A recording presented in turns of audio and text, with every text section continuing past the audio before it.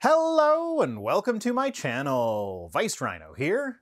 Today, we're heading back to the organization founded by the Banana Man himself, Ray Comfort's Living Waters. This video is called Think the Bible Isn't Scientific? This video will change your mind. In it, he purports to give 20 amazing scientific facts that can be found in the Bible. And you know, since the Bible is the word of an omniscient creator of the universe, we could expect these facts to be unambiguous, specific, and verifiably true, right? Well, I mean, it's Ray Comfort, so I'm sure you all know the answer to that question already. Also, I'm going to save some time in my response by issuing what will undoubtedly be a blanket statement for most, if not all, of these scientific facts. And that is, if these so-called facts were actually representative of real scientific facts, then why did it take hundreds to thousands of years for those facts to be discovered by people who held the Bible in high regard? Like, for instance, last time I covered a video like this from Ray, he pointed out that the Bible says to wash up in running water, and doctors didn't figure that out until the 1800s. You know, European doctors in highly Christian countries who revered the Bible? Yeah, they didn't figure out that the Bible said to wash in running water until after science figured out that germs exist. So what's more likely here? That God gave us an amazing scientific fact that could have saved countless lives, but did it so obscurely that all those people needlessly died? Or that it wasn't an amazing scientific fact? So, with that out of the way, let's go!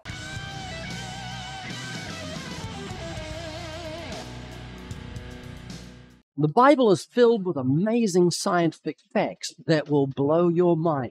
If the kinds of scientific facts that can be found in the Bible will blow your mind, then you must be a pretty small-minded individual. Here are 20 of those mind blowers. Number 1, the Bible and its free float in space. At a time when some believed the Earth sat on the back of a large animal, 1500 BC, the Bible spoke of the Earth's free float in space. While there certainly were some cultures who believed things like the Earth being on the back of a giant tortoise, a la Discworld, or being stopped from sinking in a vast cosmic ocean by resting on foundational pillars like the cultures of the ancient Near East, including the ancient Hebrews, by the way, you know, the guys who wrote the Bible, there were also cultures that knew that the Earth was spherical, like the ancient Greeks, who knew the Earth was a sphere from about the time of Pythagoras, around 500 BCE. Now, I'm not sure if they knew about the whole floating in space thing that far back. The earliest known mention of that idea comes from the Greek philosopher Aristarchus around 230 BCE. Quote, he hangs the Earth on nothing. Science didn't discover that the Earth hangs on nothing until 1650. Except by 1650, you actually mean 230 BCE, which is not that far off from when the Book of Job was written, around 600 BCE. That said, there's a couple of problems here. First, there are two potential answers to the question of how the Earth relates to the universe surrounding it, and only two. Either it can be on something, or it cannot be on something. So if the Bible got this one right, that amounts to winning a coin flip, and as such is not really mind-blowing. But the problem with that is that there are far more Bible verses talking about the foundations or pillars of the earth, even going so far as to say that the earth should never be moved in Psalm 104. There are a total of 14 verses that talk about the earth as having foundations or resting on pillars, and one single verse in Job saying that the earth hangs on nothing. If those numbers were reversed, then I might be a bit impressed, but as it stands, the Bible lost a coin flip 14 times in a row and won it once. If it does significantly worse than random chance, then that would suggest that it's just wrong. Or you're misinterpreting that verse. That's a possibility as well. But secondly, the Earth is not hanging on nothing. To hang something implies a downward force that is being resisted.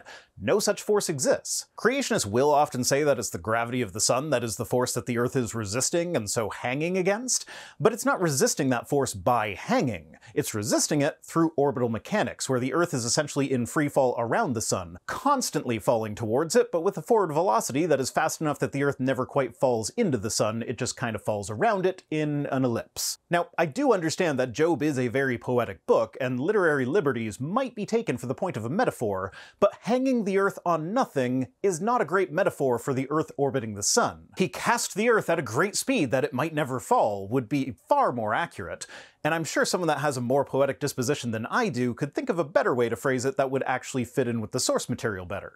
But back to Psalm 104 for a second, where it says the earth should never be moved, it basically describes creation as being God raising the earth on its foundations out of the great deep, the cosmic primordial ocean that the ancient Hebrews believed existed before the earth was created. He set the earth on its foundations so that it should never be moved. You covered it with the deep as with a garment. The waters stood above the mountains. At your rebuke they fled. At the sound of your thunder they took flight. The mountains rose. The valleys sank down to the place that you appointed for them. You set a boundary that they might not pass, that they might not again cover the earth. Modern young earth creationists like to claim that these verses are talking about Noah's flood, but at least as of 1999, every single English Bible commentary ever written from the 16th century to 1999 stated that those verses are a reference to creation. The only way creationists managed to tie this verse to a flood story is by claiming that verse 9 is referring to God's promise to never again destroy the world with a flood when it says, "You have set a boundary that they may not pass over, that they may not return to cover the earth."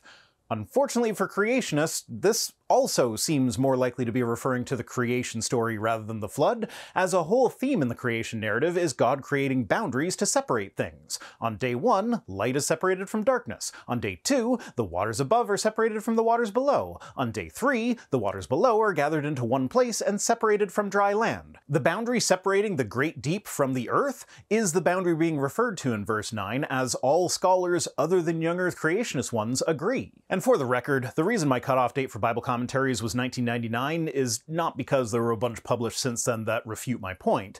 It's because that's the year that the paper I got this information from was written. I used that paper instead of something more modern because it was published in the journal The American Scientific Affiliation, whose tagline is "Science in Christian Perspective." It's a journal that publishes papers exclusively about Christianity's relation to science, and has often published papers that are very much pro-young earth creationism, including papers written by the guy who basically founded modern creationism, Henry Morris. So while that's not a source that I would ordinarily be inclined to trust, I feel like a creationist-friendly source should be more trustworthy to those with creationist leanings. Like, even if creationists grant that Psalm 104 is not about the flood, that doesn't mean that the flood didn't actually happen. We know that from other things like geology, paleontology, anthropology, cosmology, astronomy, and pretty much any ology you can name. We don't need to confirm that through an ancient book. Number 2, the scriptures speak of an invisible structure. Only in recent years has science discovered that everything we see is composed of things that we cannot see, invisible atoms. I mean, we can see them. Otherwise we wouldn't, be able to see them. We just can't see the individual components by themselves, at least not directly. Well, I mean, that's not entirely true. The first image ever of an individual atom was taken in 2018, and while tiny, the atom was visible to the naked eye. But I mean, in order to achieve that, they did have to blast it with lasers to get it to emit photons, so I guess technically you were seeing the atom directly, but that might not be possible to achieve with all atoms. And there's still subatomic particles, which have also been indirectly imaged using various quantum microscopy techniques, but I suppose as far as the ancient Hebrews are concerned, these things may as well be invisible. In Hebrews 11 verse 3, written 2,000 years ago, Scripture tells us that the things which are seen were not made of things which are visible. Why didn't you read the whole verse, Ray? Why'd you truncate it like that? Let's see what he left off, shall we? Hebrews 11:3 says, "By faith we understand that the universe was created by the word of God, so that what is seen was not made out of things that are visible." So it's not talking about everything in the universe being made out of atoms there, buddy. It's talking about the words uttered by God being the catalyst that caused the creation of everything, and you can't see words. So not only are you wrong about atoms being necessarily invisible, you're wrong that this verse is even implying that there are things made out of atoms. But also, even if that were what this was talking about, that wouldn't be remarkable for a book written in the 1st century CE. Various atomistic philosophies were posited hundreds of years earlier, several coming from ancient India, with the ancient Hindus, Buddhists, and Jains each having their own version, and Leucippus and Democritus in ancient Greece proposing their version of atomism. Now, none of these are perfectly accurate descriptions of how we understand atoms today, but at the very least, the Jains and the Greeks were talking about atoms that were so small as to be invisible several hundred years before the book of Hebrews said something that, if you ignore the context, might be taken to mean that the visible world is made of tiny invisible parts. So that's not really all that groundbreaking. Number 3, the Bible and the science of oceanography. Matthew Murray, born in 1806, is considered the father of oceanography. He noticed the expression paths of the sea in Psalm 8 verse 8, written 2,800 years ago, and said, "If God says there are paths in the sea, I'm going to find them." Maury then took God at his word and went looking for those paths. And we are indebted to his discovery of the warm and cold continental currents. Okay, there's several things to unpack here. First off, paths of the sea could mean a lot of things. For starters, the Hebrew word translated as paths has several meanings, and one fairly common one is not so much a physical path that is traveled, but a way of living. For instance, in Genesis 18:11, talking about how Abraham's wife Sarah is postmenopausal, it says, "The way of woman had ceased to be with Sarah," with the word translated as way there being the same that is translated as paths in Psalm 8. Given that this verse is talking about humans having dominion over everything on the earth, and it lists all those things, it seems likely that everything that passes along the paths of the sea is the catch-all final phrase to include all the non-fish sea creatures as being under our dominion, in addition to the fish ones that were mentioned in a previous verse. But even if I grant that it refers to currents, do you really think that ancient mariners were oblivious to their existence? There's evidence that humans have known about ocean currents since prehistoric times. Basically, we figured out they were a thing as soon as we started using boats. Now, if I had to put my money on a particular group of people as being the first to discover them, I'd wager on the Austronesians, the group of people who were the first to cross vast distances on ocean-going boats, settling Polynesia, Micronesia, Melanesia, and several places in Southeast Asia, both on the mainland and essentially all of the islands nearby. There's even some evidence that they might have made it all the way across the Pacific to the Americas. There are species of banana and bamboo that only exist in Southeast Asia and South America, and sweet potatoes from South America somehow made their way to Polynesia. So mariners knew about ocean currents for essentially as long as there have been mariners. Maury was just the first guy to make a detailed study of them, and even then people had been mapping them long before Maury. Ben Franklin actually drew a map of the Gulf Stream 20 years before Maury was born. And yes, Maury did tell his parents that he was inspired by Psalm 8:8 to chart the paths of the sea, but notably, he did so after already having spent years working on charting them out. He was not inspired to go looking for them because of the Bible. He found them, and then found a Bible verse that seemed to reference them, and decided post hoc that the Bible was talking about sea currents. And take this next bit with a grain of salt, it is pure speculation on my part, but considering the fact that his parents did not want him to join the Navy, and that his grandfather was a reverend, it's not outside the realm of possibility that he used biblical justification for his work as a way of trying to garner his parents' approval, rather than actually being inspired by the Bible itself.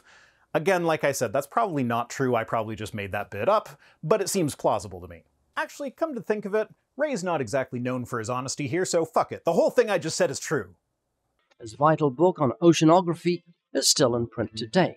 I mean, sure, fine, I guess, but if his book still being in print today bolsters the claim that his inspiration for the beginning of that research was actually the Bible, then surely the fact that Darwin's book is still in print today must be a point in favor of evolution, right?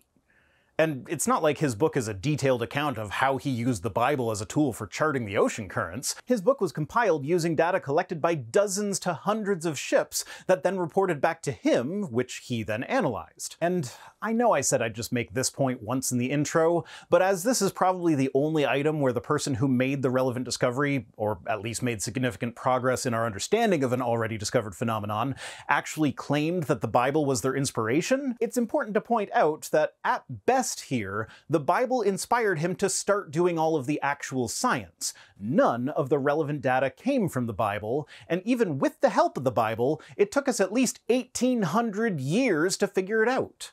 If God is communicating scientific facts to us, he's a pretty shitty communicator if these facts only become apparent to us after we figure them out on our own thousands of years later. Number 4, the Bible and radio waves. God asked Job a very strange question in 1500 BC. He asked, "Can you send out lightnings that they may go and say to you, 'Here we are'?" So, regardless of whatever else Ray might have to say about this one, I can guarantee you from context that it's not about radio waves. It's from a section of Job where God is basically bragging to Job, talking about how amazing he is. The verse right before it is, "Can you lift up your voice to the clouds that a flood of waters may cover you?" So it's not saying that light is capable of transmitting spoken words, it's just God showing off.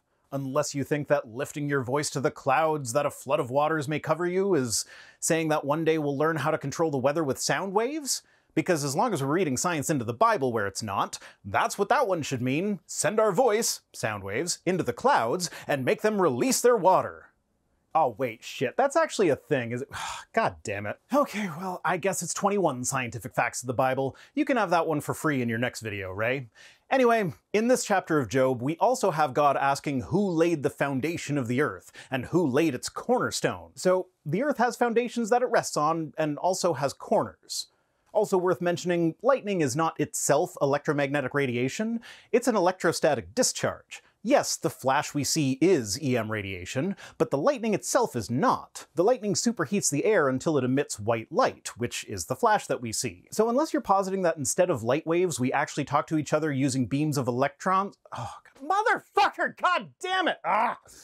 Okay, well, this is actually a perfect demonstration of how weak the argument is. These verses can be reinterpreted to your heart's delight in order to make them sound scientific when it was really just a poem about how powerful God is. Like, I could just as well say that Shakespeare predicted the development of reality TV and social media influencers when he wrote, "All the world's a stage and all the men and women merely players. They have their exits and their entrances, and one man in his time plays many parts."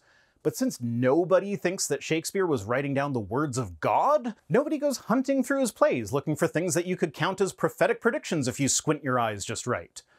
Okay, there probably are some people somewhere who do that. After all, the world's a big place full of strange people, jealous in honor, sudden and quick in quarrel, seeking the bubble reputation. But that's beside the point. But did you know that all electromagnetic radiation from radio waves to X-rays travels at the speed of light? Yeah. That's because light is the colloquial word we use for electromagnetic radiation, with visible light representing a small fraction of the EM spectrum. So, as much as I hate to keep making your points better for you, it's not that they travel at the speed of light, it's that they literally are a type of light. Like, honestly, you seem to think that your point is, these two things travel at the same speed, so one was obviously referring to the other, which is completely mundane. Like, man, I would be such a better apologist than Ray. Fucking morals, not letting me join the evil side that makes a shit ton more money for way less work.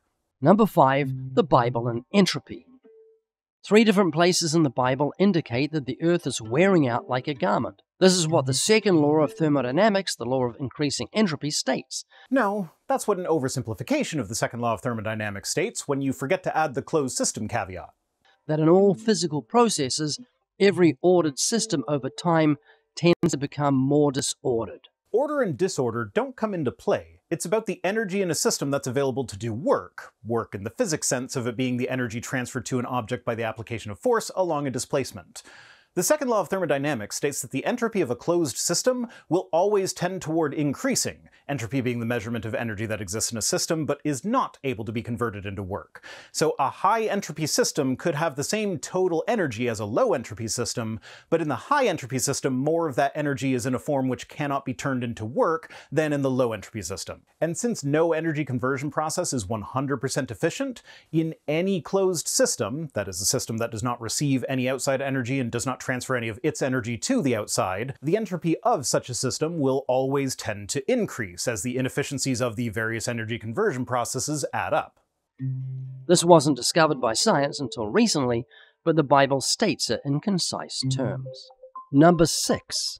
Oh, okay, we're just going to skip past that without actually telling anyone which Bible verses to read in order to see a concise statement of the second law of thermodynamics? Okay, well, I've done some Googling, and one of the verses he seems to be referencing is Hebrews chapter 1, verses 10 through 12. You, Lord, lay the foundation of the earth in the beginning. Oh, look, there's another reference to the earth resting on foundations. Funny how often we run into those. Continuing, and the heavens are the work of your hands. They will perish, but you remain. They will all wear out like a garment. Like a robe you will roll them up. Like a garment they will be changed. But you are the same, and your years will have no end. Okay, granted, that does say that the heavens and earth are wearing out, but it doesn't say anything about the energy of the system, entropy, the ability to convert energy into work, or anything relevant to the second law of thermodynamics. And fun fact, the Earth is not actually a closed system. The entropy of the Earth is increasing, to be sure, but that's mostly because of the core cooling rather than anything that's going on the surface. In fact, I'd be willing to bet that if we ignore the core and just look at the surface of the Earth, the entropy is actually decreasing due to the influx of energy from the sun and from the heat of the core. I can't find any solid numbers on it, but I find it hard to believe that such a large influx of energy would be completely counteracted to a point where the total entropy on just the surface was still increasing. Not that it really matters, I might very well be wrong on this one. And actually, fun fact, as long as we're kind of off topic anyway, one of the predictions of the second law of thermodynamics is that thermodynamic systems will develop that increase entropy more rapidly as long as there is a surplus of energy coming into the system to allow for the development of these systems. And one such system is biological life. In other words, it's possible that the laws of physics make the development of life more likely as a vehicle to increase entropy more rapidly. Which is actually really funny, given that creationists will often cite the second law of thermodynamics as a reason that evolution is impossible. Nah, man, we're just machines serving at the whim of the second law, just turning sunlight into poop by way of the food chain. Nearly 3,000 years ago, the book of Job in Job 38:22 asked the question, "Hast thou entered into the treasures of the snow?" It wasn't until the advent of the microscope that we understood that every snowflake is both unique and beautiful. And this is where we get Ray jumping between translations in order to pick the one that's closest to the point he's trying to make. This isn't the last time he does it, but this is the only time I'm going to be pointing it out. As far as I can tell, he's been using the ESV up to this point, and now he's switched to the King James Version, because all but 5 English translations make it abundantly clear that this is not talking about snow being a treasure, but the place where God stores snow before making it fall from the sky, translating it as warehouse or storehouse rather than treasures. So God has a warehouse full of snow that he hasn't used yet, and that means that every snowflake is unique? I also wonder why you're linking the discovery that snowflakes are unique to the invention of the microscope. Have you never seen snow? You can see snowflakes pretty easily just by holding out a bit of dark-colored fabric when it's snowing. And while it is true that no 2 snowflakes are identical, they aren't all that different either. There are only 8 categories of snowflake shapes. Yes, each individual flake on its way down will have slightly different temperature, humidity, friction, and whatever else interactions, making it slightly different from every other snowflake to exist, past, present, and future, but it'll be pretty damn similar to a significant percentage of them. Number 7. Modern deep-sea cameras have discovered amazing springs on the bottom of the ocean. These great springs of water release vast amounts of mineral-rich, superheated water. Okay, I know this isn't really addressing the substance of what he's saying, but what is with his B-roll selection? Was Storyblocks out of deep-sea submarine footage or something? Why are we showing old-timey flashbulb cameras when talking about state-of-the-art modern deep-sea cameras? And a pile of what appear to be supplement pills followed by a pot of boiling water for mineral-rich underwater thermal vents. Like, because of the aforementioned cameras, there's plenty of deep-sea vent footage to go around, unless you think your audience is incapable of understanding what a hydrothermal vent is, unless you show them a picture of boiling water and mineral supplement pills first? Like I said, this is petty and doesn't matter, but I still find it strange. The Bible in the book of Job, chapter 38, verse 16, written nearly 3,000 years ago, speaks of the springs of the sea. The springs of the sea could be interpreted as referring to these hydrothermal vents, yes, but they could also be a reference to Hebrew cosmology, which, to reiterate, held that the Earth is like a snow globe floating on a vast cosmic sea and encased in a solid dome to keep the waters above it out. The springs of the sea are the source of the water in this view. After all, everyone knows that puddles dry up, water evaporates, so when you leave water alone for long enough, it just kind of disappears. So how does that not happen to the seas or oceans? Well, because they're being fed by springs connecting them to the waters of the deep, obviously. And given that the follow-up question in this verse is, or walked in the recesses of the deep, while using the same word for the deep as Genesis 1:2 does when talking about there being a darkness over the face of the deep before God created anything, I'd say it's pretty clearly talking about the Hebrew cosmology thing rather than the hydrothermal vent thing. Number 8. Do you know that the Bible speaks of a huge animal that seems to be the dinosaur? Nope. The thing that creationists always go to prove that the Bible spoke of dinosaurs is a dick joke it made about a hippo. Here are all the given characteristics of this huge animal. It was the largest of all the creatures that God had made, was plant-eating, had tremendous strength in its hips, and a tail like a large tree. Yep, that's the one.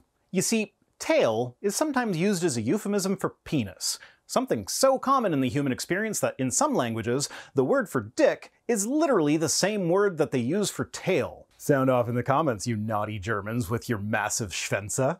Anyway, when quoting the behemoth thing to claim that the Bible talked about dinosaurs, creationists will usually use a translation that says, "he moves his tail like a cedar." But given that the following line is about his testicles, the sinews of his stones are wrapped together, and the word translated as moves could also be translated as makes stiff or extends, it reads more like, he gets big erections and has massive balls. It's a biblical dick joke. And the best part is, this is the sole line that creationists have to rely on to make it sound like a dinosaur, because every other line is rather unimpressive and could be referring to a hippo or an elephant. So they latch onto it having a tail like a tree, because hippos and elephants have small tails, while sauropods have big ones.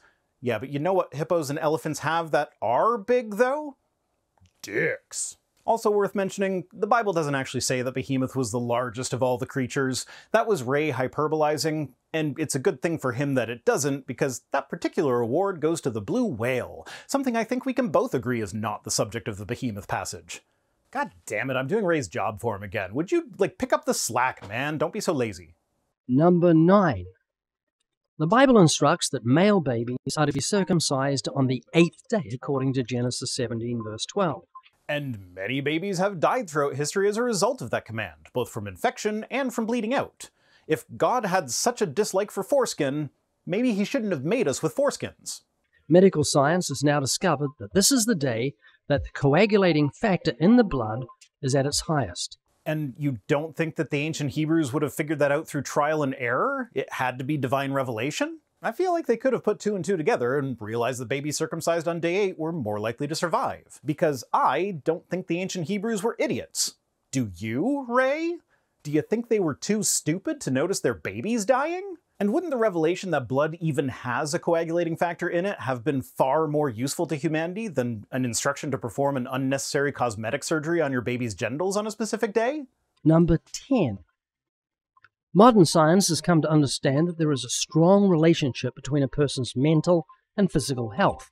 The Bible revealed this to us with statements and others written around 950 BC. Okay, before we even see what the Bible says here, is it really an amazing piece of science that the ancient Hebrews noticed that you'd feel better when you exercise regularly? Again, this seems to be Ray thinking that the ancient Hebrews were idiots, unable to make simple connections like this. Proverbs 14, verse 30. A sound heart is life to the body, but envy is rottenness to the bones. Oh my fucking god, Ray, you need to be careful with these stretches. You're gonna pull something. First, he's switching translations again. This time he went to the New King James, because literally every other translation makes it abundantly clear that this is not talking about making sure you get good cardio exercise in regularly. It's talking about feelings of peace and tranquility, using phrases like a tranquil heart, or a peaceful heart, or a contented heart, etc. This proverb is literally just saying that it feels better to be at peace than to be envious. It's actually one of the good proverbs, so there's that, I guess, but it's definitely not about exercise improving your mental health. Proverbs 50, verse 30. The light of the eyes rejoices the heart, and a good report makes the bones healthy. Well, to put that in more modern English, seeing nice things makes you feel nice, and good news also feels good. Again, not a link between exercise and mental health, just a fairly obvious statement that enjoyable things are enjoyable. Number 11. Long before medical science discovered the importance of quarantining persons with infectious diseases, the Bible instructed it. In 1490 BC, the scriptures tell the people of Israel what to do if someone has a skin condition like leprosy.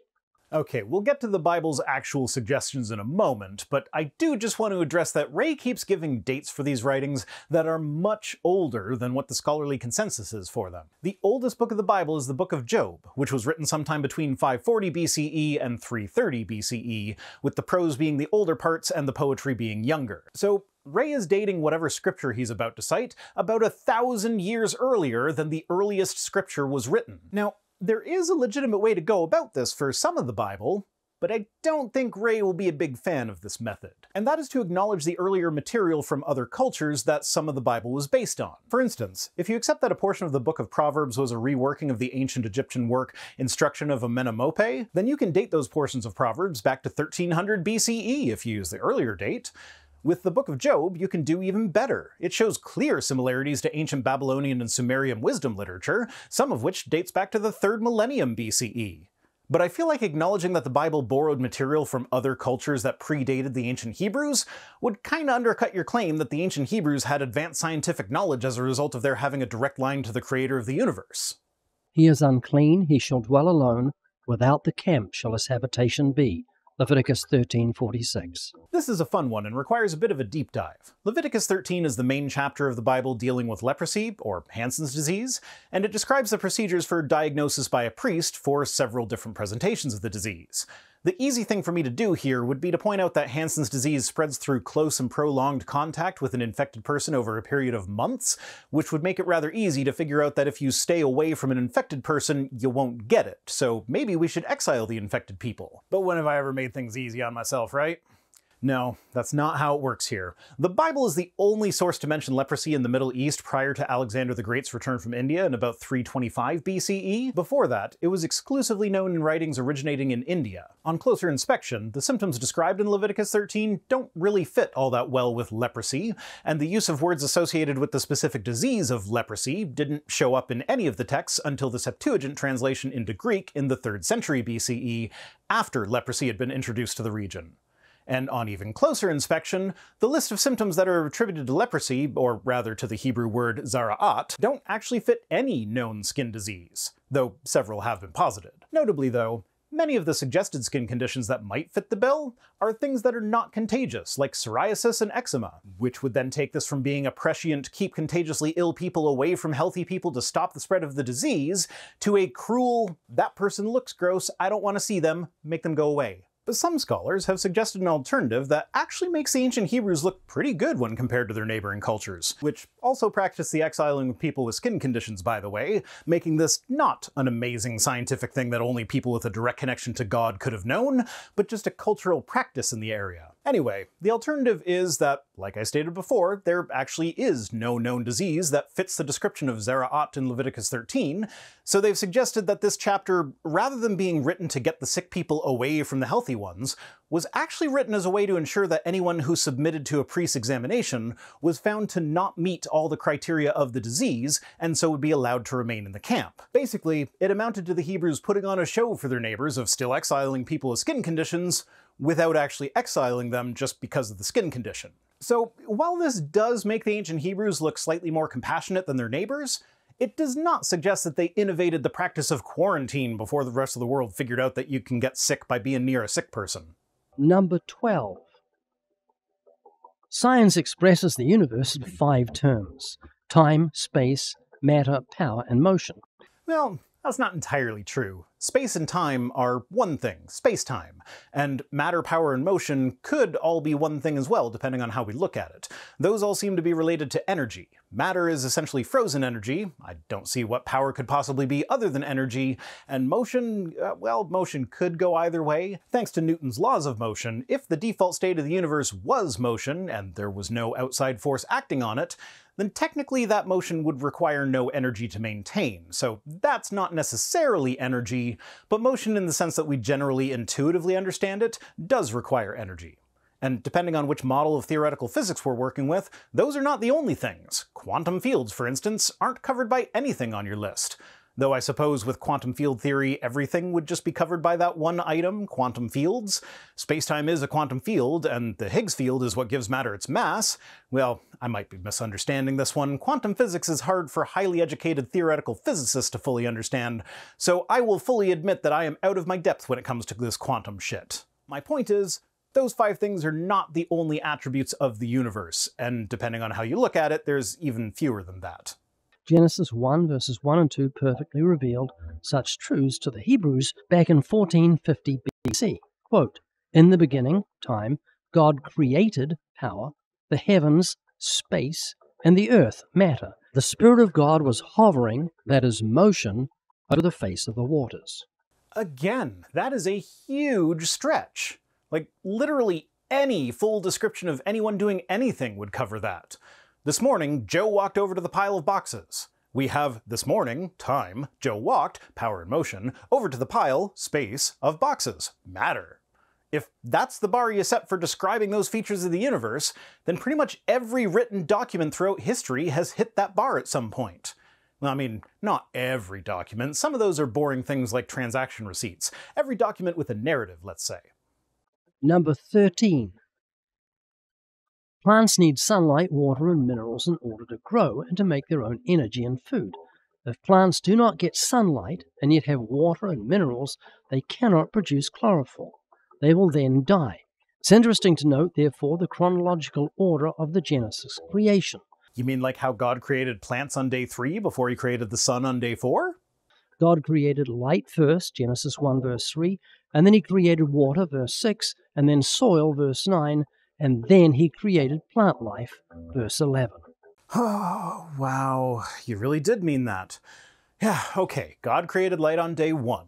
That's one of the reasons I never really liked the God created plants before he created the sun objection to young Earth creationism, especially given the fact that every plant that I'm aware of can survive at least one day without sunlight no problem, so even if there were no light, I have no issue with plants surviving less than 24 hours without sunlight. But all of that aside, do you really think that it was unknown to anyone but the ancient Hebrews at the time the Bible was written that plants need light? Like, sure, they wouldn't have known about photosynthesis, but you can't tell me that an agricultural society like the ancient Hebrews would have been completely oblivious to the fact that plants need light. Like, once again, in order for this to be a miraculous scientific fact that the ancient Hebrews couldn't have known, they'd have to be complete numpties. Number 14. The scriptures tell us that the second coming of Jesus Christ, which will happen at the speed of light according to Luke 17:24. Yeah. It says, "For as the lightning flashes and lights up the sky from one side to the other, so will the Son of Man be in his day." Which, sure, could mean that Jesus will be traveling at light speed when he comes back. But it also says that it'll be the same as when the flood came for Noah. Everyone was eating, drinking, getting married, as though everything were normal, and then one day Noah entered the ark, and the rain came, and they all died. I don't think this is literally saying that Jesus will be moving at light speed. It's just using metaphorical language to emphasize that it will happen suddenly. Because I think even the creationists would agree that the water of Noah's flood did not arrive at light speed. Light speed and floodwaters rising are two very different speeds, but both can be sudden in the context of a person just going about their day. Will occur while some are asleep at night and others are working at daytime activities in the field. Again, it does kinda suggest that, but it's in very metaphorical language. Though it is notable that this is one place where the Christian pop culture idea of the rapture comes from. Luke 17:31-36 says, "On that day let the one who is on the housetop with his goods in the house not come down to take them away. And likewise let the one who is in the field not turn back. Remember Lot's wife. Whoever seeks to preserve his life will lose it, but whoever loses his life will keep it. I tell you, in that night there will be 2 in one bed. One will be taken and the other left. There will be 2 women grinding together. One will be taken and the other left." I think I've seen this porno. Notably, the belief in the rapture is a relatively new one and only began in the 1800s with the Millerite movement, which apparently I can't escape. I didn't anticipate talking about them again this week. Anyway, back to the idea that it's talking about some people being out working in the field while others are sleeping. In this chapter, it's comparing the second coming to both the flood and the destruction of Sodom, just saying that people will be going about their normal lives when it happens, but nobody knows when it will happen. This verse could easily just be suggesting that it might happen during the day or at night. Nobody knows. This is a clear indication of a revolving Earth with day and night at the same time. Science didn't discover this until the 15th century. Not only is it not a clear indication of a revolving Earth with day and night at the same time, but we've known about the rotation of the Earth since at least the 4th century BCE, with the Pythagorean school of Greek philosophers suggesting a model involving the rotation of the spherical Earth around a fire. So, at best, if this were an indication that they believed the Earth rotated, that means that they figured it out 400 years after the Greeks. Now, of course, we're talking about ancient philosophy here rather than science. There were a couple different schools of thought in Greece about how the cosmos worked, with the Pythagoreans even having a heliocentric model, though other schools of thought had a geocentric model, but also with a rotating Earth. Unfortunately, Aristotle put that to rest by pointing out that they were not basing their conclusions on evidence, but were merely theorizing. He suggested a model of a spherical Earth around which a dome of stars rotated, a model that would still include day and night happening simultaneously on different parts of the planet, by the way, but he just got to that conclusion through an incorrect model. And notably, in the 16th century, not the 15th century as Ray said, which I assume was just a minor slip-up, when Copernicus proposed his heliocentric model of the solar system with a rotating Earth, he referenced the contributions of the Pythagorean Greek philosophers, not the Bible. Like, dude, If you're gonna claim that the Bible has amazing science in it, and then point to the scientists who discovered it more than 1,000 years after it was written in the Bible, you'd do well to avoid the examples where the scientists you point to acknowledge the contributions of people who believed the fact that you're talking about several hundred years before the book of the Bible that you're talking about was written. Number 15. And speaking of the sun, the psalmist, written 800 years BC, said, "Its rising is from one end of heaven, and its circuit to the other end, and there is nothing hidden from its heat." Psalm 19, verse 6. So now you think the ancient Hebrews were too stupid to figure out that the sun rises on one side of the sky and sets on the other? What a low opinion you have of them. For many years, critics scoffed at this verse, claiming that it taught the doctrine of geocentricity, that is, the sun revolves around the earth. I mean, it kinda does. It doesn't say that the Earth rotates and makes the sun appear to move from one side of the sky to the other due to perspectives, it just says that the sun moves. But given that it's in a poem, I'd be willing to grant that it's not making a fact claim about which object is the central object of the solar system, because we still talk about the sun moving across the sky in much the same way today, even when it is common knowledge that every schoolchild knows that the sun is not moving across the sky, it's that the Earth is rotating. Now, that said, that whole bit in the book of Joshua where God makes the sun and moon stand still so that Joshua would have more daylight with which to finish his genocide is not written poetically, and literally says that the sun stopped in the midst of heaven and did not hurry to set for about a whole day. Given that there's no mention of God doing anything to protect the Earth from the effects of it suddenly ceasing to spin, this certainly reads as though they thought it was the sun that moves and not the Earth. Scientists at the time thought the sun was stationary. However, it's been discovered in recent years that the sun is in fact moving through space at approximately 600,000 miles per hour. It's traveling through the heavens and has a circuit, just as the Bible says. Oh, wow, man. I don't mean to keep harping on this, but this is quite possibly the biggest stretch yet. Stretch Armstrong is impressed with how far you got with that one. That verse did not say that the sun was orbiting a galactic center in any way. It explicitly said that it was moving across the sky, and not the sky of the galactic center, the sky that we here on Earth see. And on top of that, you got your number wrong. Well, I mean, at least if we're talking motion relative to the galactic center, maybe there is another frame of reference in which your number is correct, but generally speaking, when talking about how fast the sun is going, we're talking about its speed relative to the galactic center. And that speed is about 720,000 kilometers per hour, or 450,000 miles per hour, not 600,000 miles per hour.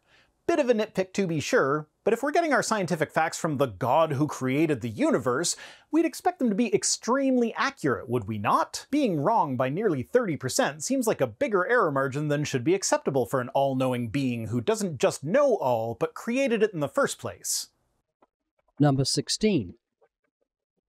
At least 7 times in Scripture we're told that God stretches out the heavens like a curtain. Yeah, and in a lot of those verses, it's right next to a bit talking about the foundations of the earth. Also, it doesn't just say like a curtain, it often says like a tent.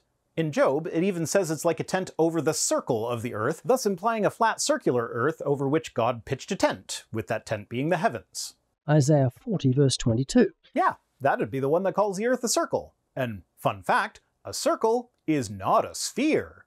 Not only is a circle not a sphere, but ancient Hebrews had a way of calling things spherical without using the word circle. They didn't have a word for sphere, but they would liken it to objects with that shape, such as a ball or pomegranate.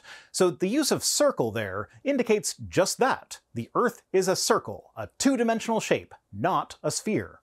It wasn't until the 1920s that astronomers observed evidence that the galaxies are moving away from each other, indicating the entire universe is expanding or stretching out, a fact that the Bible spoke of thousands of years earlier. If you want to get technical with that one, the space in between the atoms that make up your body is also expanding. The expansion is not exclusive to astronomical objects, that's just where it's the most noticeable. The forces keeping the atoms together are more than enough to counteract the rate at which space is expanding between them, and so on scales where those forces are active, the expansion can be safely ignored. But it does happen. But anyway, the rate at which God stretches out the heavens is nothing when compared to the stretching that Ray has to do to find science in the Bible, am I right? Number 17. In Jeremiah 33:22, the Bible states that, quote, "the host of the heaven cannot be numbered, nor the sand of the sea measured." When it was written 2,500 years ago, no one knew how vast the stars were, as fewer than 1,100 were visible. Now we know that there are billions of stars and that they cannot be numbered. I love how he says they cannot be numbered immediately after putting a number on them of billions, which is admittedly far too small a number. So, couple things here. First, to be pedantic, he once again is incorrect in his numbers. There are not 1,100 stars visible to the naked eye, unless you're talking about someone with poor eyesight. To the average eye, a star of magnitude 6.5 will be the dimmest that is visible, and astronomers have cataloged all the stars of that magnitude from Earth's perspective. There are 9,096 of them. But now we get to the bigger problem with using this as a literal statement about the universe. If we finish reading the verse instead of stopping at the ellipsis that Ray ended it with, it says, "As the host of heaven cannot be numbered and the sands of the sea cannot be measured, so I will multiply the offspring of David my servant and the Levitical priests who minister to me." So if we're taking this literally, then that means that the descendants of King David will be so numerous that they won't even be able to fit in our galaxy, even if we pack all the empty space between the stars with them. So rather than trying to find science in this verse, how about we look at it the way that it was most likely intended by the author? King David and the Levitical priests are gonna have a shit ton of kids. Like, a lot of them. But probably not a physically impossible amount of them. Number 18. God created the lights in the heavens, quote, for signs and seasons and for days and years, according to Genesis 1:14. Oh, please, Ray, in the name of the non-existent God in heaven, do not say that an agrarian society whose lives are literally dependent on planting their seeds at the right time of year were somehow not observant enough to notice a regularity in what seasons corresponded to what positions of the stars. That's not where you're going, right? Because that's literally all this verse is saying. You can tell what season it is by where the stars are in the sky, and you measure days and years based on, the sun, and counting how many times it rises and sets. Through the marvels of astronomy, we now understand that a year is the time required for the Earth to travel around the sun. Wait, do you not think that ancient cultures even had the concept of a year? Are you of the opinion that every time a season changed, it was a surprise to everyone until the orbit of the Earth was discovered and suddenly it all made sense? The seasons are caused by the changing position of the Earth in relation to the sun. Yeah, we know that, but that's not what this verse is saying. It's saying that seasons exist and can be measured using the sun, moon, and stars. It says nothing about the cause of the seasons, and even if you had no idea what caused the seasons, you can still measure them using the sun, moon, and stars, and every human culture on Earth for as long as human cultures have existed knew that. Number 19. Oh wow, that was really it. I don't know why, but I expected more there. Look at the specific instruction God gave thousands of years ago to his people for when they encountered disease. Quote, "And when he who has a discharge is cleansed from his discharge, then he shall count for himself 7 days for his cleansing, and wash his clothes, and bathe his flesh in running water, and shall be clean." Leviticus 15, verse 13. Leviticus 15 is specifically talking about discharges from the genitals.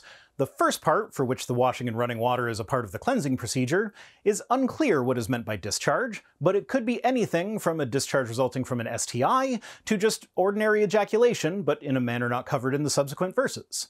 Notably, clean here is referring to ceremonial cleanliness, not germs or disease, hence why the man is not instructed to wash until 7 days after the discharge is finished. If it were actually about being physically clean, then washing up right away would be the thing to do, not let it fester for a week. Until recent years, doctors washed their hands in a bowl of water, leaving invisible germs on their hands. However, the Bible says specifically to wash under running water. Well, maybe if the authors of the Bible had this advanced scientific knowledge, they could have made the running water more a general part of the rituals, rather than only using it to clean up a week after the genital discharge stops. And as long as we're pretending that the purification ritual after the disease is gone is actually part of the treatment for the disease, why don't we go back a chapter to Leviticus 14? This one even involves running water as well. This is the purification ritual for leprosy. A priest will need 2 birds, cedarwood, scarlet, and hyssop. One of the birds needs to be killed in an earthen vessel over running water, the bird that is still alive then needs to be dipped together with the scarlet and hyssop in the blood of the dead bird. And then the blood on this grotesque bouquet is to be sprinkled 7 times on the person who is there to be cleansed. And then 7 days after this procedure, they need to wash their clothes, shave all their hair, including their eyebrows, and then wash in water. That is the purification ritual for leprosy. Is that representative of any scientific fact? Does dipping a live bird in a dead bird's blood have some sort of modern medical application? If not, why should we consider all the other cleansing rituals to be of scientific importance, but not this one? Is it because you're cherry-picking after the fact? It's because you're cherry-picking after the fact. And number 20. Researchers suggest that virtually all modern men, 99% of them, are closely related genetically and share genes with one male ancestor, dubbed Y chromosome Adam. Yes, but that's just a statistical fact of any breeding population that has existed for long enough. Notably, Y chromosome Adam was not the only human man to have existed when he was alive. He was just the guy who, through mostly random chance, became the common ancestor to all humans that are currently alive today. And Y chromosome Adam will not remain constant. It will not always be the same guy. Another Y chromosome Adam will emerge as humans continue to exist, and that one will have lived later than the guy who is currently the Y chromosome Adam. Now, in a bit that I'm skipping, he plays some of a National Geographic documentary that also talks about the counterpart of Y chromosome Adam, mitochondrial Eve, who is simply the last woman to whom all currently living humans can trace their lineage. Notably, and surely ignored by Ray, mitochondrial Eve and Y chromosome Adam not only do not have to have lived at the same time, but it is almost certain that they did not. The evidence suggests that Y chromosome Adam lived some 200,000 to 300,000 years ago, and mitochondrial Eve lived roughly 150,000 years ago. The names Adam and Eve were chosen for this merely because of cultural relevance. All of humanity supposedly traces their lineage back to Adam and Eve according to the biblical story that everyone knows, so that's a reference that everyone would get. But fun fact, if we're taking Genesis literally, it wouldn't be Y chromosome Adam and mitochondrial Eve, because God created a bottleneck event with the flood. The only men to survive were direct descendants of Noah, while they saved their wives who were presumably not also their sisters. Though with biblical family trees, that's not outside the realm of possibility. Since the women were probably not direct descendants of Noah's wife, the mitochondrial lineage would still go back to Eve as the most recent common ancestor, but everyone who descended from that group of 8 people would share Noah as a common male ancestor. So it would be Y chromosome Noah and mitochondrial Eve. So maybe don't take the fact that scientists used a biblical reference when giving something a colloquial name too seriously next time. If we actually want to be technical, it's just the matrilineal and patrilineal most recent common ancestor. No biblical reference required. And that's it for this one. There's still like 15 minutes of Ray's normal man-on-the-street thing, but once you've seen him do that once, you've seen them all. Today's comment of the day comes to us from Butterflies8089, who says, no, he wants people in his church that actually walked by faith instead of submitting to fear, which is what we're called to do as believers. This was on my short where I pointed out that Greg Locke's church is a cult, according to Greg Locke's definition of a cult, using clips of Greg Locke. One where he said that if a church tells you to do what they tell you or else you'll no longer be in the group, then that church is a cult. Don't get out of order. And by out of order, they mean you do what our church tells you or you're no longer in the group. By the way, we don't call that a church, we call that a cult. And then a second one where he said that, during the pandemic, if you showed up to his church wearing a mask, he will ask you to leave, finishing by saying, and I quote, if you want a social distance, go to First Baptist Church, but don't come to this one. If they go through round 2 and you start showing up all these masks and all this nonsense, I'll ask you to leave. I will ask you to leave. I am not playing these Democrat games up in this church. If you want a social distance, go to First Baptist Church, but don't come to this one.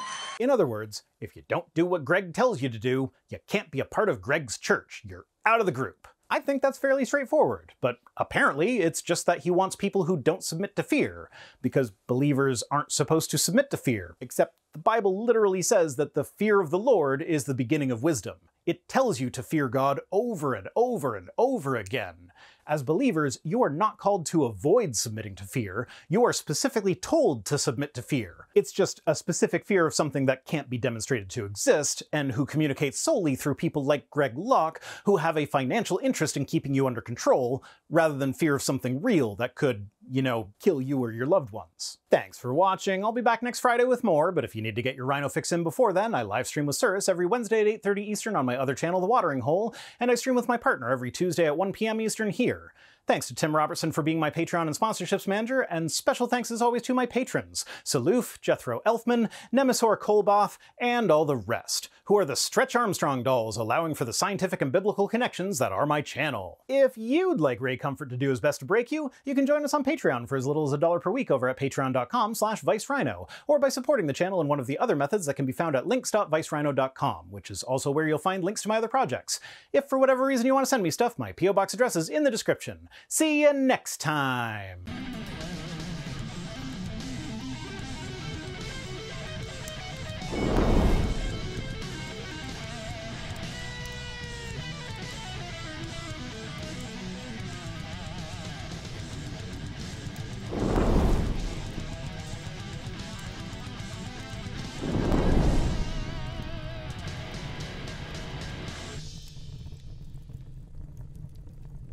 What the fuck? Massive cricket. Just crawling around my office. Yeah. That's just a statistical fact. That's just a statistical fact.